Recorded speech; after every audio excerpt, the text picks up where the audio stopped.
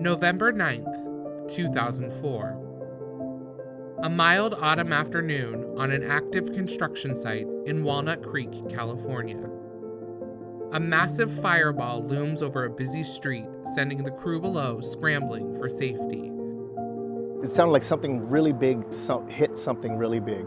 The fire started seconds after an excavator bucket struck a high-pressure petroleum pipeline, when sparks from a crew of welders in the trench below ignited the spraying fuel. 5 men died, 4 others were severely injured, and a nearby home and apartment buildings were damaged by the flames.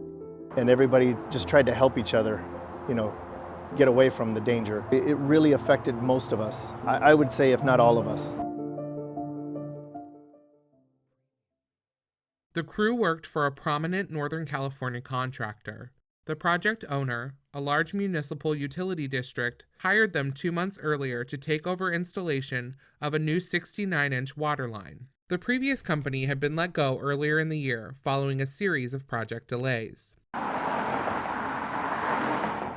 In late September, just over a month before the strike and a few weeks after taking over the job, the new crew called in a ticket. Before they could begin work, they needed to verify the location of an active petroleum pipeline indicated on the project drawings.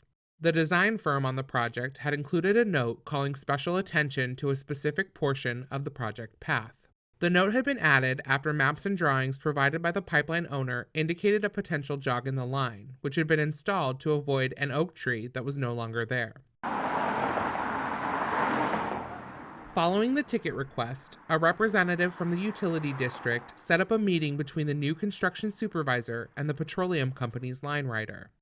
I walked the line with the line rider. He showed me exactly where the pipeline was. I reviewed the lay sheets that the pipe was built based on, and the pothole reports verifying there were no conflicts. The line was not marked at this time. Instead, the construction supervisor and the line rider used stakes placed along the worksite in 2003. The stakes indicated the locations where the previous construction crew had potholed and verified the location of the line. They were placed about 50 feet apart. The line rider later told investigators the last time he marked the entire worksite with paint and flags was in 2003. He said he knew where the pipeline is. The markers were on top of the potholes and the line runs straight right between the marker posts. The construction supervisor said he trusted the word of the line rider over the information provided on the design drawings. The owner of the facility knows more than an engineer in an office would know. The petroleum company's alignment sheet also indicated a jog in the line. However, the line rider later told investigators he didn't trust mapping because they aren't always accurate, and he relied more on the signal from his locating equipment. Following the late September meeting, the construction crew began work installing the water line. The installation was done in phases. First, an excavator would bench a section of the worksite, creating a flat space for a second excavator to dig the trench. Once the trench was dug out and shored, the crew would place a section of pipe, welding each newly installed section to the previously installed section. A third excavator would then come through and backfill the trench. Following the site meeting between the construction supervisor and the line rider, the crew began benching the section of project where the design plans indicated a jog in the line.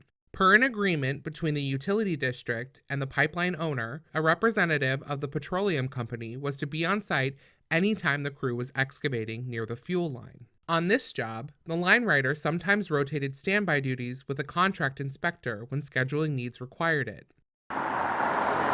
As the crew began benching the area, the contract inspector was on site and approached the excavator driver. I walked up to him and asked if he knew about the live line, and he said no. I explained to him that we have a live line and nobody's told you about it. He said no. So we went over and got the foreman. We talked about it, and I showed him where it was at. During this conversation, it was agreed that as long as the excavator driver maintained the line he was on, he would be fine. No one referred to the design drawings and alignment sheets that indicated a jog in the line. Investigators later found the jog was located directly under the area being benched, just 3 feet below the ground. The Friday before the explosion, the construction supervisor called the line rider. I told him we were coming up to an area where we had to verify our pipeline was in order with relation to his pipeline. I asked him to get what you need to verify it. The construction supervisor later told investigators he and the line rider discussed the location of the pothole stakes and that the line ran straight between them. At no point were the design drawings or the pipeline alignment sheet referenced. On the day of the accident, That particular day was a fairly typical day. It started off like any other day. the job site bustled as 3 excavators worked to bench, trench, and backfill different sections of the work site, and new sections of the 69-inch water line were installed and welded. Then, just before 1:30, the excavator digging the trench struck the jog in the petroleum line. I heard a loud bang or boom. It sounded like something really big hit something really big. Fuel began spilling from the line. Immediately when the pipe was hit, Greg, who was on the excavator, started yelling, "Get the F out, get the F out." Basically everybody jumped over the K-rails and tried to get away to the other side. In the rush to get people away from the damaged line, the foreman jumped into action. He jumped down into the ditch and started yelling at the guys that were doing the welding inside the pipe. Seconds later, fuel and vapors ignited by sparks from the welding crew caused an explosion that sent a fireball 90 feet above the job site. The crew member, who had been assigned benching that day, described trying to help his colleagues. He was running at me and was on fire. I just yelled at him to get on the ground. He couldn't get on the ground, so I had to throw him down and put him out.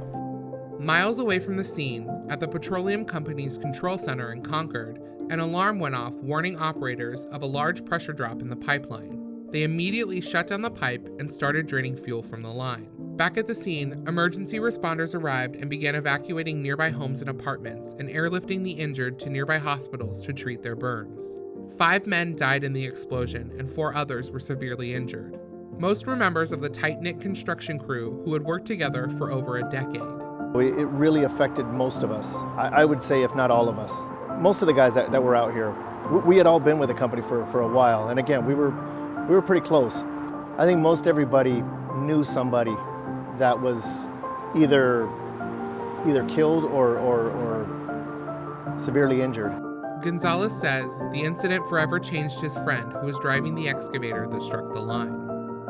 It really affected him personally.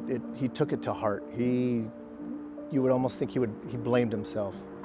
It was disheartening because he wasn't the same person anymore. Once the fire was out and the fuel drained from the punctured pipeline, it took the petroleum company nearly a week to repair the damage. It was another year before the construction crew resumed work to finish installing the water line. When we were finally able to start digging again, we decided we were going to pothole by hand, basically locate the existing pipe. Gonzalez says the crew wanted to make sure they knew exactly where the pipe was and wound up potholing every 5 feet. We did find, I believe there was 5 different locations where the pipe had jogged out about 6 feet away from the original line. The multi-agency investigation into this case later found the petroleum company primarily responsible for the incident. The company was later charged and convicted of willfully violating safety rules for mismarking the location of their line. The utility district, the design firm, and the contractor were also initially fined for not properly identifying the hazards on the work site. Citations against the district and the design firm were appealed and dismissed. Years later, Gonzalez says the incident inspired him to take a new role on the job site. I think that was the deciding moment when I said, okay, from now on, my goal is to make sure everybody goes home with all 5 fingers or 10 fingers, 10 toes, or however you showed up on the job, that's how you're going to go home. He says he can't stress enough the importance of information.